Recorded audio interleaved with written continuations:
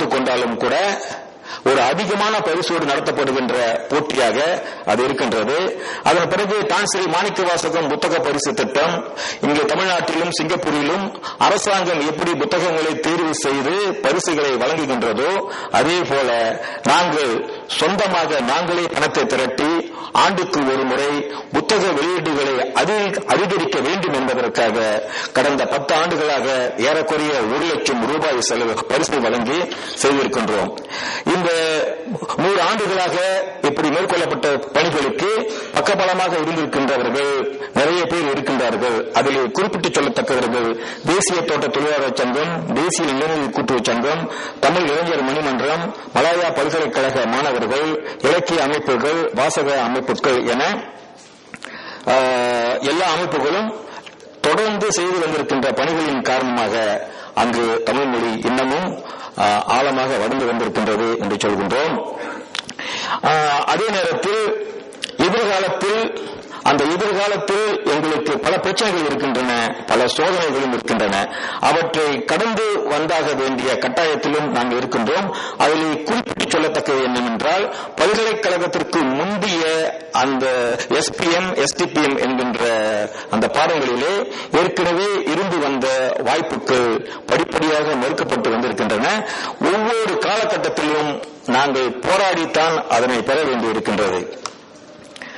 கற்றல் கற்பித்தலில் ஏற்பட்டு வருகின்ற நெருக்கடி, வாய்ப்பின்மை ஆகியவற்றின் காரணமாக அங்கு மாணவர்கள் தமிழ் படிக்கின்ற ஆர்வம் குறைந்து வருகின்றது.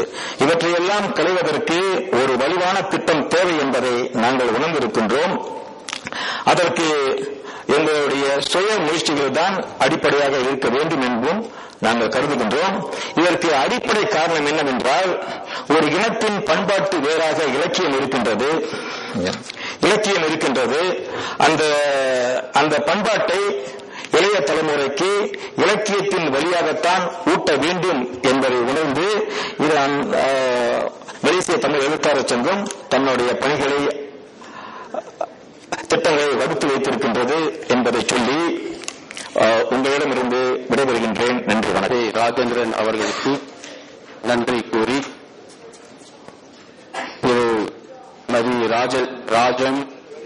ராஜேந்திரன் அவர்கள் கட்டுரையை வாசித்த பிறகு 3 பெயர்கள் அதாவது கேள்விகள் கேட்க வேண்டுமானால் அந்த கட்டுரை வாசித்த பிறகு 3 பேர்களும் இருந்து உங்களுடைய கேள்விகளுக்கு பதில் அளிப்பார்கள்.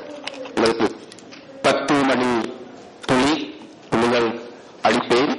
இந்த 10 மணி துளிகளில் வேண்டிய கேள்விகள் எல்லாம் கேட்டு உங்களுடைய கேட்டுக்கொள்ளலாம்.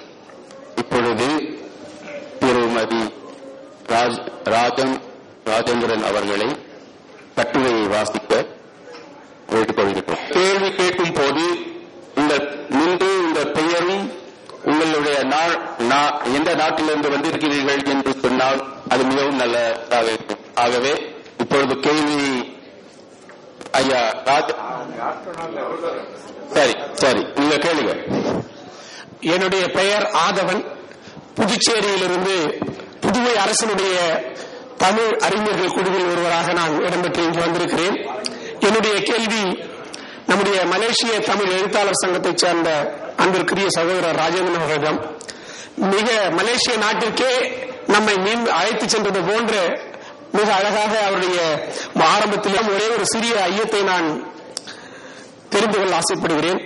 1920, 1925, 1957 இந்த பள்ளிகளிலும் இன்றைய நிலையிலும் தோட்டப்பள்ளிகள் தான் அதிகமாக இருக்கின்றன. தோட்டங்கள் மேம்பாட்டுக்கு சென்று அங்கு அந்த தோட்டங்கள் எல்லாம் நகர்ப்புறங்களாக மாறி அந்த பள்ளிகள் அந்த மாணவர்கள் நகர்ப்புறங்களில் வருகின்றார்கள். ஆண்டுக்கு 1 லட்சம் மாணவர்கள் இன்றளவும் அங்கு தமிழ் பள்ளிகளில் படிக்கின்றார்கள். ஆனால் புதிய பள்ளிகளை கட்டுவதற்கு வாய்ப்பு கிடையாது. எங்கள் நாட்டில் தமிழர்களை பிரதிநிதிக்கின்ற அமைச்சர்கள் தமிழர்கள் அதற்காக போராடி வருகின்றார்கள். ஒரு பள்ளியை மூடாமல் அந்த பள்ளியை இன்னொரு இடத்திலே கட்டுவதற்கான முயற்சி மேற்கொண்டு வருகின்றனர். மலேசியாவில் இருப்பது போல் சிங்கப்பூரில் மொழிப் பள்ளிகள் கிடையாது என்று ஒரு கட்டுரையில் குறிப்பிட்டிருந்தேன். ஏற்கனவே சீன பள்ளிகள் இருந்தன, மலாய் பள்ளிகள் இருந்தன, தமிழ் பள்ளிகள் இருந்தன. தமிழ் பள்ளிகளிலே தமிழ்தான் பாடமொழியாக இருந்தது, பயிற்று மொழியாக இருந்தது. ஆனால் இப்போது எந்த மொழிப் பள்ளியும் கிடையாது. சீன பள்ளியும் கிடையாது, மலாய் பள்ளியும் கிடையாது, தமிழ் பள்ளியும் கிடையாது. ஆகவே அதற்காகத்தான் அந்த தாய்மொழியை அரசாங்கம் பள்ளிக்கூடத்திலே, ஆங்கில மொழி பள்ளிக்கூடத்திலே தாய்மொழி கற்பது கட்டாயமாக்கி இருக்கின்றது. ஒரு தமிழ் மாணவன் தமிழைத்தான் எடுத்து படிக்க வேண்டும் என்பது அங்கு கட்டாயம்.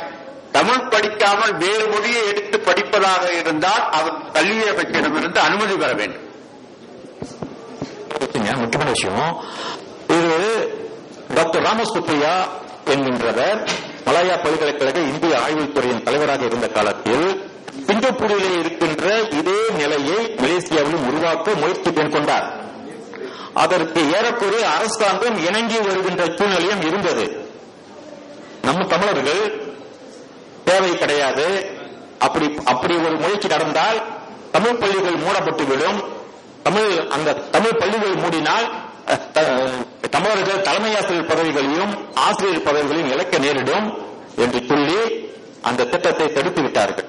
அந்த திட்டத்தை வேண்டாம் என்று மறுத்து விட்டார்கள்.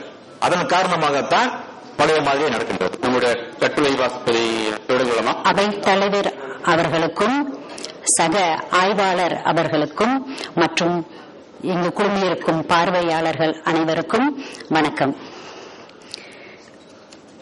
மலேசிய தமிழ் புதுக்கவிதையின் தோற்றமும் வளர்ச்சியும் 46 ஆண்டுகால வரலாறு வாய்ந்த புதுக்கவிதையின் தோற்றத்தையும் அவற்றிற்கு பின்னணியாக அமைந்த காரணங்களையும் புதுக்கவிதையில் நிகழ்ந்துள்ள வளர்ச்சிகளும் அதன் போக்குகளும் குறித்து விளக்குவதே இக்கட்டுரையின் நோக்கமாகும்.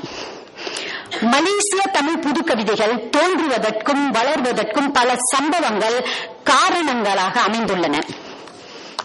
முதலில் தமிழ்நாட்டு புதுக்கவிதையின் தாக்கம். தமிழகத்தில் ஏற்படும் இலக்கிய மாற்றங்களை அடியொற்றியே மலேசியாவிலும் அந்த தாக்கம் எப்பொழுதும் எந்த காலத்திலும் நிகழ்ந்துள்ளது. அதையொட்டியே தமிழ்நாட்டில் 60களில் புதுக்கவிதை சுறுசுறுப்புடன் வளர ஆரம்பித்தது. எழுத்து கால புதுக்கவிதையாளர்கள், குறிப்பாக சி. செல்லப்பா, சி. மணி, பசுவையா, தருமு சிவராம், வைத்தீஸ்வரன், ஞானகுத்தன் போன்றவர்களின் புதுக்கவிதைகள் மலேசிய நாட்டு கவிஞர்களுக்கு புதுக்கவிதை மேல் ஆர்வம் மேலோங்க காரணமாக அமைந்தது. இரண்டாவது காரணம் மலாய் இலக்கியத்துறையில் புதுக்கவிதையின் பிரவேசம். ஏமாற்றமே அவலத்தையும் வளர்ச்சிக்கு முட்டுக்கட்டை சி. கம்பனவர்கள் புதுக்கவிதை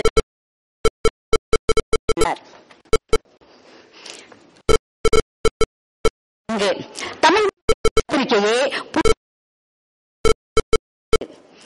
தமிழ் மலர், அதற்கடுத்து